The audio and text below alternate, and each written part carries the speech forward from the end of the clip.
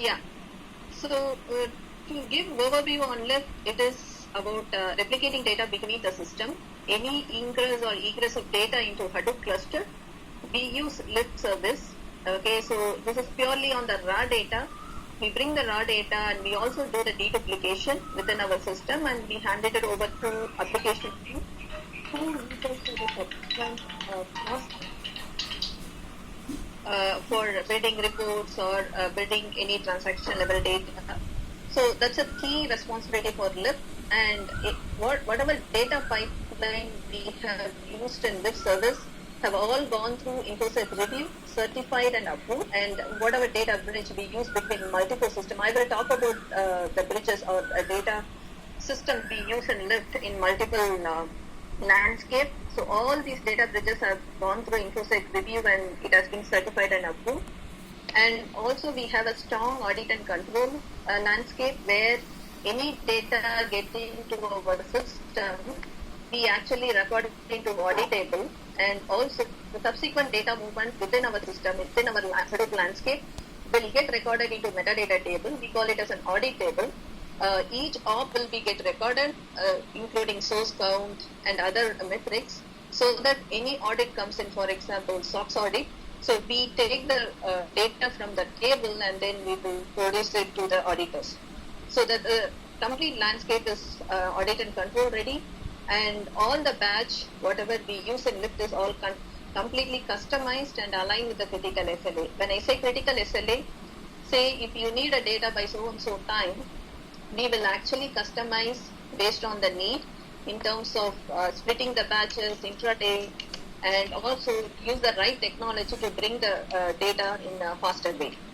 So this is about the overview on Lyft. I'll move to the next slide, which is more on the journey. So on 2016, we actually started building application in Hadoop. So the first application we started building is a West application. So initially we were actually taking data through DMR Kafka, where we see some gaps like SLA issues as well as the data readiness issues. So we had an alignment with the DMR team, and then we started building our own pipeline for Nestcross, which is bringing data from site to Hadoop cluster. Okay, so that's a major release. We did it in 2016, and in 2017, Prefit has gone live, and we played a pivotal role on building bridge between Prefit system, that is HANA system, and the Hadoop system. So we built the bridge, and we have actually brought all the subledger data for the subsequent reporting and accounting. That's a major milestone we achieved in 2017. And also we started building a pipeline for other reporting purposes, from taking data from site, and we also built the pipeline for enabling to repair. We built a pipeline from data lake clusters. The Zoom application has gone. Your voice is breaking in between. Then is it okay for you all, or only I am facing that problem? We are also facing. Please maybe change your place. Even I am facing that issue, Sheila. I thought It's breaking very frequently. Oh, sorry. Let me check my connectivity.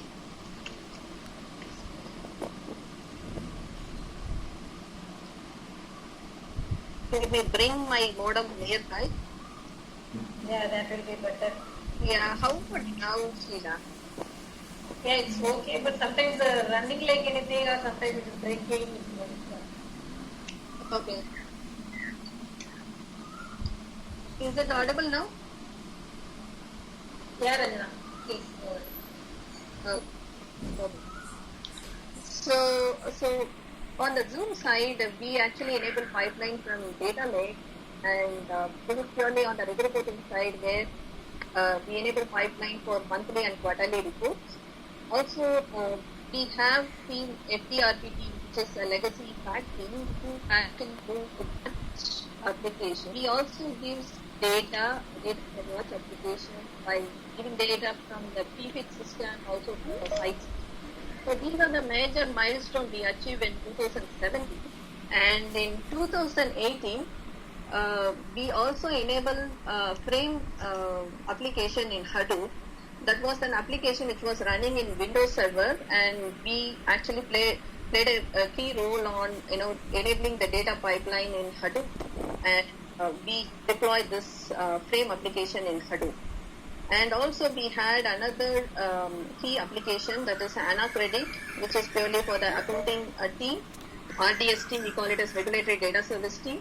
So we enable the pipeline between Hadoop and Abacus DB, and we brought in data from CODA system, and then we also loaded the final data, reporting data to AnaCredit.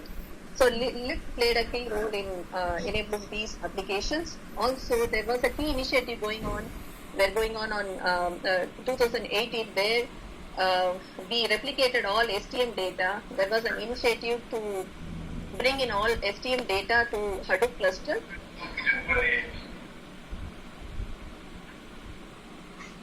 Sorry, is that question for me? No, someone was talking in the background. You go ahead, please. So this STM replication is purely for, there was a health issue on the Oracle side where they wanted to archive data to Hadoop cluster and clean up all the data in the Oracle system. So we played a pivotal role on bringing all this data to Hadoop, and we released some storages over on CODA system. And on 2019, so we were enabling the pipeline for BFIT 1.0, which is the pipeline from Amazon Web Services, that is AWS S3. And then we enable the pipeline for other subsequent applications like Fuse, where it takes the data from the subledger in HANA system, and then it's a Recon. You would have seen Fuse sessions, previous sessions. It's a Recon system where it takes the subledger data and do the reconciliation.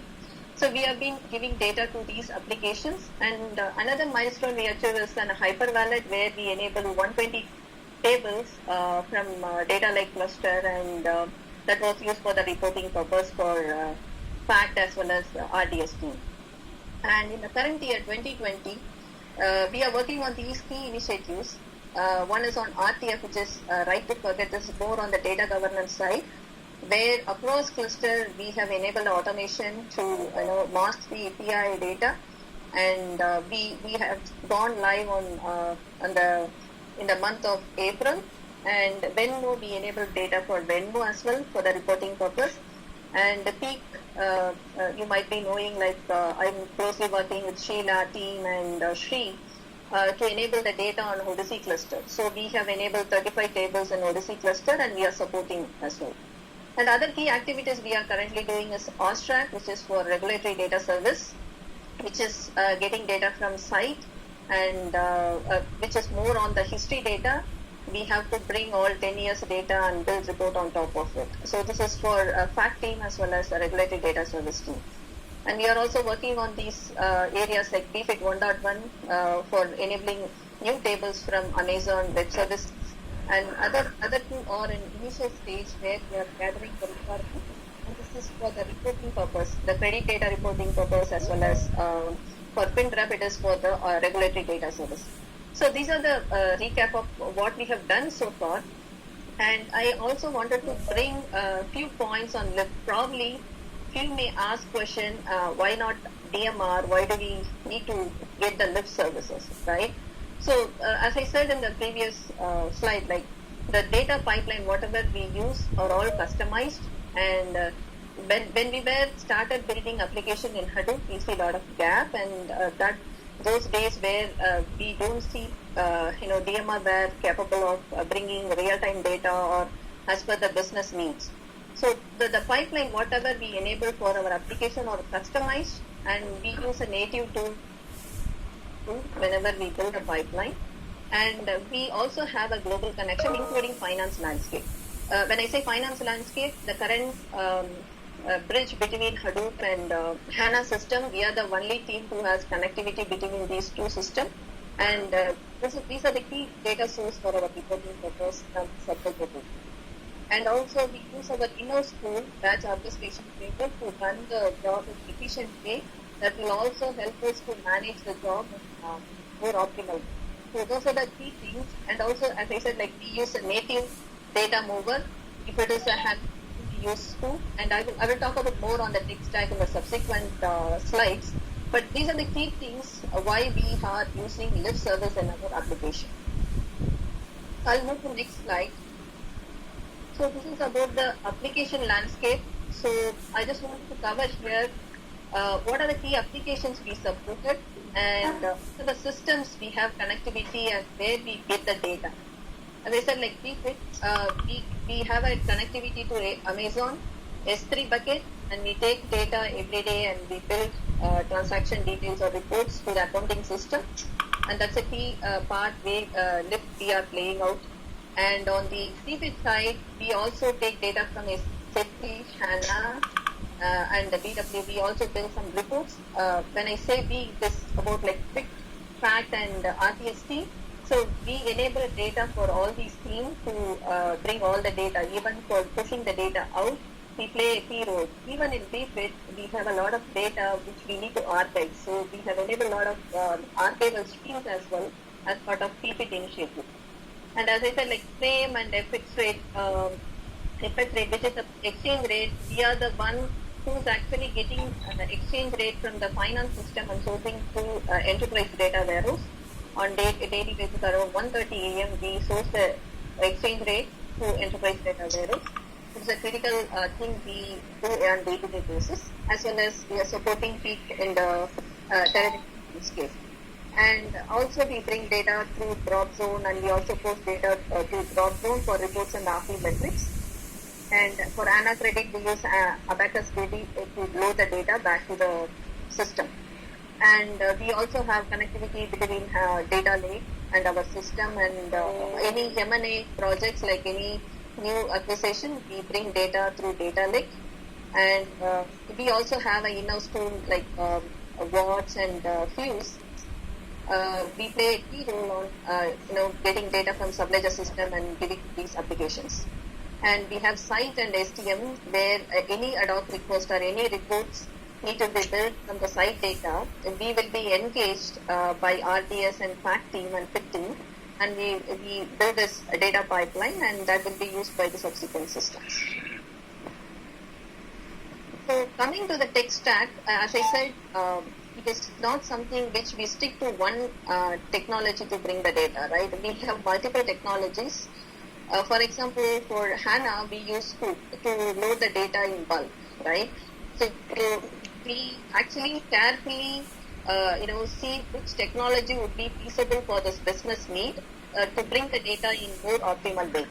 So these are the technologies we use, particularly Scoop for HANA system, and for site and STM system we use Informatica, which is something allowed by PayPal, PPX team. And even Scoop is the best way to bring the bulk data, but Informatica is the safest way as per InfoSec. So we have been using Informatica to bring data from site and STM. And from Amazon, we use AWS CLI to bring data for BFIT. And for other services like Abacus DB, we use Hive Connector and other protocols like Dropzone and other things. We use SFTP and SCP protocol.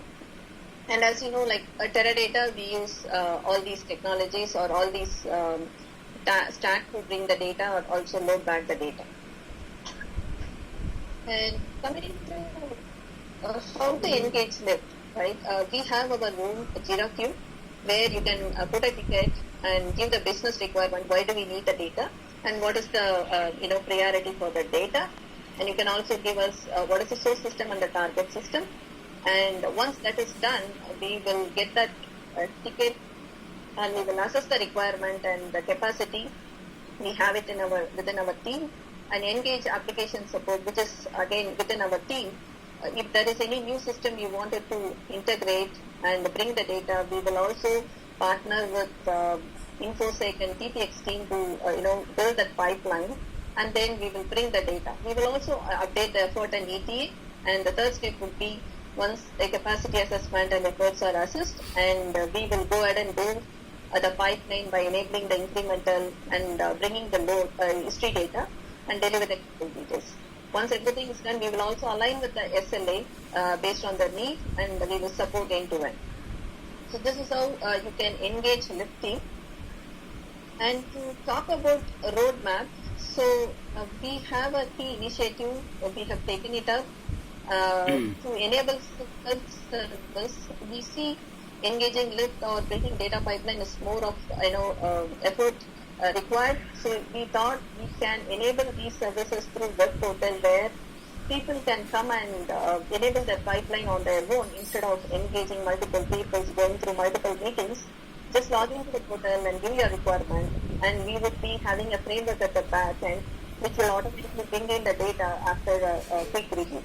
So this is the main purpose of enabling the lift search service, and you can also see the live data load status, and also you can also able to schedule the loads based on your needs. So I'll show you some of the prototypes we have done earlier, and this is something like the create page where you will be able to log in all the source details and target details, environment details, and also schema. And subsequent pages you have to put some partition options if required, and is there any handshake or trigger mechanism we need to follow to bring the data, and the schedule, is it a batch or a doc. Once it gets submitted, it comes to our queue, and we will have a quick review and approve that, which will be done quickly, and that goes to the backend framework, which keeps looking for the data, metadata. Once it comes, go and pick the data. So this is one of the sample requests. You can also see the multiple stages, how the data being flowed into the system. So you can see what are the schemas we have used, and what is the target table, and is it an archive only, or what are the deducing columns. Everything you can see it in the page.